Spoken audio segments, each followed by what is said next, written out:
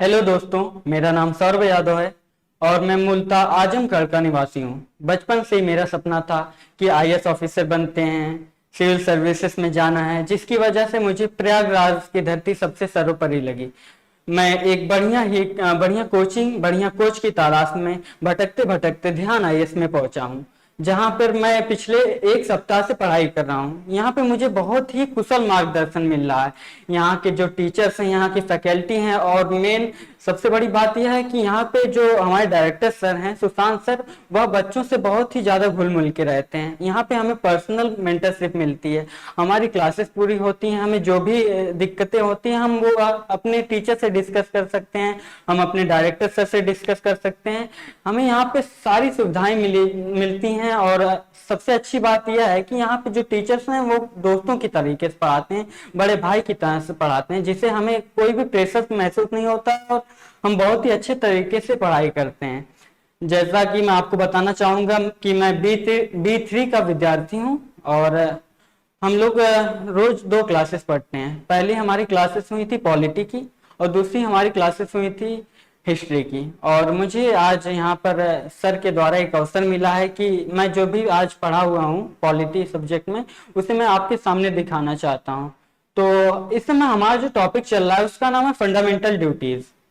जैसा कि आप सभी जानते हैं कि 26 जनवरी सन 1950 को हमारा भारत का संविधान बनकर तैयार हो गया था और यह लागू हो गया था। लेकिन इस सब बीच में हमारे देश में फंडामेंटल ड्यूटीज नाम की कोई भी चीज नहीं थी। और सन 1975 में, जैसा कि आप सभी जानते होंगे कि 1975 में एक इमरजेंसी हमारे देश में लगी हुई थी। इस समय इंदिरा गांधी जी हमारी प्रधानमंत्री थी।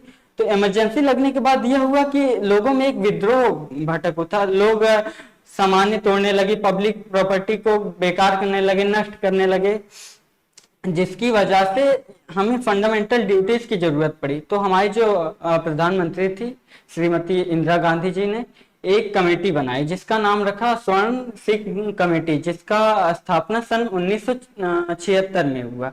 और उनसे यह कहा गया कि आप हमें सजेशन दीजिए कि हम किस तरीके से फंडामेंटल ड्यूटीज बना सकते हैं, कितनी फंडामेंटल ड्यूटीज बना सकते हैं। तो इस कमेटी ने क्या किया कि 8 फंडामेंटल ड्यूटीज बनाए, और यह हमारे संसद के सामने प्रस्तुत किया कि सर आप 8 फंडामेंटल ड्यूटीज हमने बनाई हैं। लेकिन जो सरकार थी उन्होंने 2 फंडामेंटल ड्यूटीज अपने साइड कर ली, लेकिन वह बहुत ही अच्छे तरीके से नहीं लागू हो पा रही थी। फिर सन 1999 में जेएस वर्मा नाम की एक समिति बनाई गई, जिनसे यह सजेशन माना गया कि आप हमें सजेशन दीजिए कि हम किस तरीके से लोगों से फंडामेंटल ड्यूटीज मनवा सकते हैं।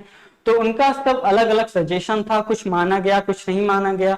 और सन 2002 में 86 कॉन्स्टिट्यूशनल अमेंडमेंट एक्ट के द्वारा हमारे अंदर एक और जो फंडामेंटल ड्यूटीज थी वो ऐड कर दी गई, जिसमें यह कहा गया कि शायद मैं बोल रहा हूँ 6 से 14 साल के बच्चों को उनके माता पिता या फिर जो भी गार्जियन है, जो भी अडॉप्टेड करते हैं अपने चिल्ड्रेन को, उनको पढ़ाना अनिवार्य है। तो हमने यह सब चीजें पढ़ी। और हमारा जो फंडामेंटल ड्यूटीज है ये यूएसएसआर से लिया गया है। जापान और भारत दो ही एक ऐसे डेमोक्रेटिक कॉन्स्टिट्यूशन है जिनके पास फंडामेंटल ड्यूटीज हैं।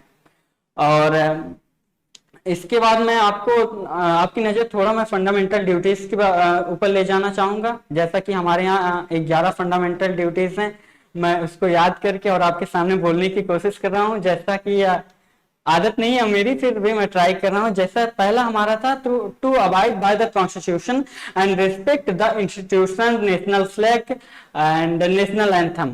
यहाँ पे कहीं भी नेशनल सॉन्ग की बातें नहीं कही गई हैं। हमें यह ध्यान में रखना है कि यहाँ पे हमें क्या करना है, हमें अपना कॉन्स्टिट्यूशन को फॉलो करना है, और नेशनल फ्लैग हो गया, नेशनल एंथम हो गया, हमें इसकी रिस्पेक्ट करनी है। हमारा दूसरा जो होगा ये होगा कि टू फॉलो द, कैसे था, मतलब कि जो भी हमारे स्वतंत्रता संग्रामी थे जैसे महात्मा गांधी, चंद्रशेखर आजाद, इन सब के आइडियाज को हमें फॉलो करना है। तीसरा हमारा बहुत इंपॉर्टेंट है, हमें प्रोटेक्ट करना अपनी सॉवरेनिटी और इंटीग्रिटी। सॉवरेनिटी एक ऐसा टर्म है, जैसा कि हमारा जो देश है इंडिया, ये सॉवरेन कंट्री है, और इसका हमें उल्लेखन हमारे प्रियम्बल में ही मिल जाता है। इसका मतलब ये होता है कि हम आत्मनिर्भर हैं और हमारा जो भी इंटरनल अफेयर्स होगा, हमारा जो भी इंटरनल मैटर होगा, उसके लिए भारत ही अपना फैसला सुनाएगा। हम किसी बाहरी कंट्री के दबाव में आकर अपना फैसला नहीं सुना सकते। और इंटीग्रिटी का मतलब साफ है कि जिसका खंडन ना किया जा सके, जिसके हम टुकड़े ना कर सकें।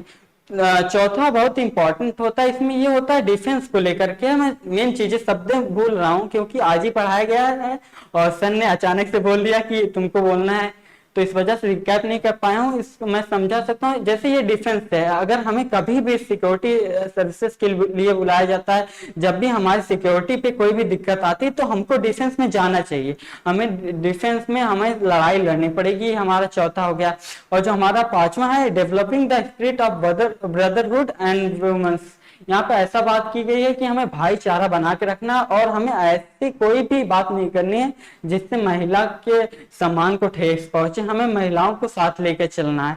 जो हमारा छठवां है उसका ये है कि जैसा कि बताया गया था कि कंपोजिट कल्चर और रिच हेरिटेज करके कुछ बताया गया था। Rich heritage for composite culture हमारा, मैं बोल रहा हूँ इसको, हमें अपना कल्चर को बचाना है और हेरिटेज को फॉलो करना है, जो भी है इस तरीके से। और हमें नेचुरल एनवायरनमेंट को प्रोटेक्ट करना है, including rivers, lakes, forest and wild life.